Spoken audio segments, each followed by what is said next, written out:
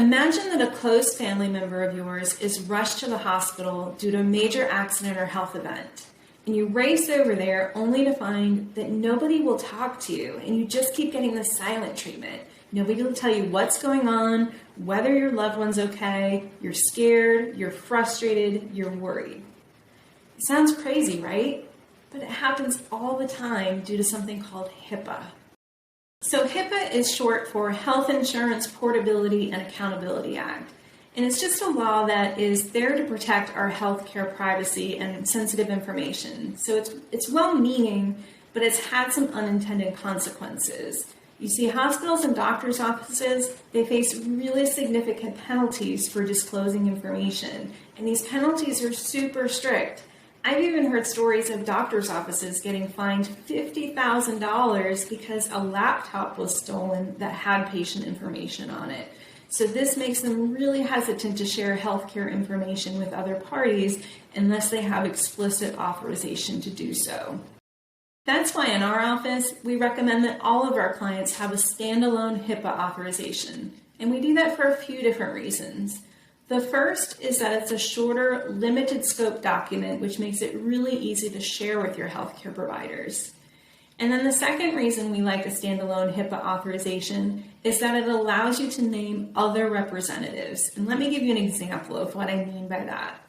When you have something like a healthcare power of attorney, you're saying, here's who I appoint to make healthcare decisions for me. And within that document, we do have a HIPAA authorization that says the healthcare providers can talk to your agent, but they can only talk to your agent. And when we talk to a lot of our clients, they say, you know what? Even though I've named this one person as my healthcare agent, there are other people in my family that I would want to be able to talk to the doctors. For example, maybe your adult children. You've named one of them as your agent, but you want any of them to talk to the doctors and ask any questions that they might have. So that's where a standalone HIPAA authorization can be really helpful because you can put other representatives on there.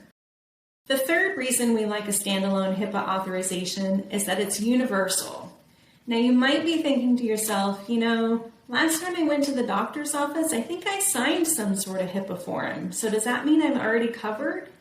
Probably not. You see, usually those forms are really narrow in scope. They're only for the doctor's office, that specific doctor, and only for a specific time frame. So, a few years ago, I met with a couple that came in to see me, and they said, we ran into this situation recently where the wife went in for surgery at Rex Hospital, and she signed all the paperwork, including a HIPAA form that said, you can talk to my husband about anything that comes up during surgery. Well, she had some complications, and for whatever reason, they ended up having to transfer her to Wake Med Hospital. And when they got over there, Wake Med wouldn't talk to her husband, and he didn't understand why. And they said, well, we don't have a valid HIPAA authorization on file. Everything that you signed was for Rex Hospital, so we're not authorized to talk to you.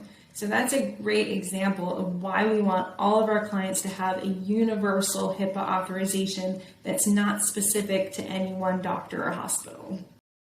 So the bottom line is a HIPAA authorization is a really important piece of a comprehensive estate plan. That's why we include one with all of our plans, because we want to make sure that your family doesn't get stuck dealing with the silent treatment down the road someday.